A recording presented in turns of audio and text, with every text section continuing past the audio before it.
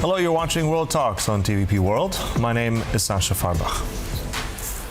Mojtaba Khamenei has become Iran's new supreme leader following his father, who was killed by U.S. Israeli airstrikes on February 28th. Now, U.S. President Donald Trump has publicly said that he is not satisfied with the choice. And now what it all means and how to discuss the latest and what it could be next for the region, we're joined by Tomáš A.Nagy, security expert and senior research fellow for nuclear space and missile defense at GLOBSEC. Good to have you back on TVP World. Let's begin, first of all, with impressions. First impressions matter. From not the, let's say, all the details of this man, but what do you think this impact could be, especially on Iran's nuclear ambitions? What kind of a man is this? What do you think that's going to be and affect Iran's nuclear trajectory? Well, yes, I certainly read it as a sign of defiance. So when there was a joint strike between the U.S. and Israel against Iran, it was really fascinating to see Iran's reaction, and not surprisingly, they chose the pathway of defiance and resilience. And the selection of the new leader is pretty much fitting into that picture. So I'm not expecting Iran to back down or any kind of substantive changes. Looking back to the history of the new leader, he has been actually quite critical to kind of any regional ambitions to balance Iran's rise and Iran's predominance in the region. So I'm expecting this to be a greater political terms, a hardliner pathway. When it comes to the nuclear program, what I think is important to be said is the program has been significantly downgraded. There are no publicly available signs of any progress happening during the course of the past couple of months, at least since the summer attack conducted by the U.S. and Israel. But ultimately, it's a political decision or whether they will continue the nuclear program in the direction of potential weaponization. And I think the political choice is still there, and the risk is going to be at least at the same level as previously. I'm not seeing this as kind of Iran changing significantly trajectory. It might be also a lessons learned from the conflict that relying on conventional deterrence might not be enough. It might be enough for the regime to survive, but might not be enough to kind of deter the U.S. from these kind of military actions in future. So Iran will need to reshape its deterrence policy, and I think the nuclear question will remain there. All right, so nuclear question will remain. However, I mean, it is a very precarious situation for the regime. I mean, we're also looking at what's happened. I mean, these kind of strikes have not happened, ever really in Iran since we had leadership change in 1978. But also with Trump's recent comments, I mean, do we take them at face value? I mean, he himself has said that he does not like this choice of leader.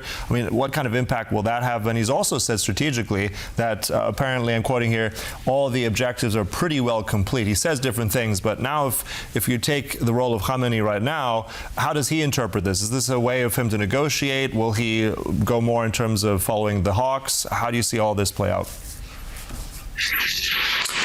Well, I think we clearly arrived to a juncture in this military campaign because, as it was said, some of the objectives that have been stated by the U.S., which go in direction of degrading Iran's military capability, were either fulfilled completely or to a large extent. Pardon me. So now the choice is either to escalate or de-escalate. And obviously, escalation is an extremely problematic thing because it would deplete U.S. resources. It could cause even greater economic havoc in the region and globally. So obviously, countries are looking for pathways to get out of this country. For the Iranian regime, it's one of the safest way how to ensure survival. For the U.S., it's one of the safest way how to ensure that this does not end with another Iraq. That said, still easier to say than accomplish it because each country, each of the sides needs to depart from this conflict with a believable story that they have actually won in a sense. And we are not actually there at this point. So I think if the conflict would end now in terms that we are seeing currently, it would be very difficult for Donald Trump to sell as a major success, either domestically or internationally. So I don't think we are in the final days of this conflict. We might reach a juncture where difficult decisions need to be made, and the kind of interpersonal relations between the American leader and the new Iranian leader might play some role. But I'm still struggling to see, what would fundamentally change in order for the U.S. president to be able to declare that actually this was a successful undertaking. All right. Also, I want to get your sense of what's happened recently. I mean, we've just heard there has been a phone call between Vladimir Putin and Donald Trump. Apparently, according to Trump, everything was fantastic, concrete, positive. But at the same time, we also have a statement from Vladimir Putin and from Russia very much giving their full, and I'm quoting here, unwavering support. Russia will be a reliable partner to the new supreme leader, the Ayatollah in Iran. So these two statements, that call here, this statement here, does this in any way empower the IRGC, the Iranians, or how do you sense the statement? Well, I think the ultimate lesson learned from the IRGC is that they can rely Russia when it comes to certain kind of support, diplomatic support, support with some kind of information, maybe intelligence sharing, but the deal that they have between each other is not that it's not a collective security agreement. Russia was not in a position to came to help actively, and it's not going to be in that position anytime soon. So for the Iranian regime, the bottom line is that the question of survival is completely in their hands, but they're not politically isolated internationally, and then they know that. And also from the Russian perspective, they have lost control over so many allies in recent years that this is simply a no-go for them. To go into risky business now. Actually, as it turns out, the conflict in the past 10 days, from the perspective of Russia, it's not all that bad. I mean, there's the metrics, there's the optics that they have not been able to step in very proactively and demonstrate the allegiance to the Iranian regime. But beyond that, I mean, the spike in energy prices in Russian interest, the survival of a regime that seems to be very likely in Russians' interest, the continuation of the nuclear program, not in a weaponization path, but in some different path, might bring in Russia in terms of a constructive partner, as it was done 10 years ago, where Russia have actually played a role in that deal. So it's from a Russian perspective, it's going pretty okay in these terms, especially if the regime indeed survives. Again, I found this a bit more troubling and problematic in terms of defending the legitimacy of this from the U.S. perspective, because I don't think that the cards beyond the operational success are not really positive for the U.S. Mm-hmm. All right. Yeah, you mentioned energy there, Tomáš. I want to ask about that as well. Let's do two things at once. I mean, we have also the energy crisis. We looked at what happened yesterday, Monday. The oil barrel was almost 120. It dipped back down. Nuclear in an energy capacity is back on, let's say, the menu, on the table. There's a specific summit in Paris on Tuesday, a nuclear energy summit. You've got President Macron there, Rafael Grossi of the IAEA, Ursula von der Leyen. Given all of these constraints right now, the challenges, what can tangibly come out of that summit? Anything concrete? How will nuclear really be taken after this? I mean, is that going to play a bigger role, nuclear energy in Europe, after all this? Potentially, yes. I think we have already seen, not related to these events, that there was some kind of rehabilitation of nuclear energy already taking place for quite some time now. So we have moved away from the posture when we have actually presenting nuclear as a dead end and fully relying on renewables as a future way how to meet energy demands, especially in Europe. We are now more in, I would say, a realistic trajectory. And also more and more countries are endorsing, in principle, the use of nuclear energy. The overlying, problematic element in this is that building new nuclear power plants is still extremely costly.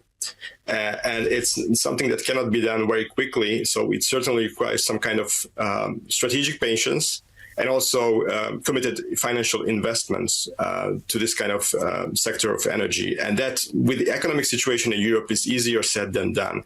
But nevertheless, I think both at the European level and global level, there is an opening towards relying in future on nuclear energy as a clean, sustainable, safe source of energy. I think that's pretty much coming back to the mainstream after a while, and this summit is sort of there to solidify that approach, which actually has been advocated by France and the IAEA always. So it's not surprising that it's taking place in France, and it's not surprising that it's actually attracting that kind of gravity and political attention, especially in times when other sources of energy reliance on other sources of energy are putting us in a very uncomfortable geopolitical situation, because we see as long as we are going to rely on fossil fuels, this kind of instability in prices that is related to geopolitical conflict is going to be a constant. It's not going to ever disappear. All right, I want to jump really quickly before we end back to Iran for a minute. I mean, the idea also was about enrichment, that a lot of that enrichment site that Iran wanted to keep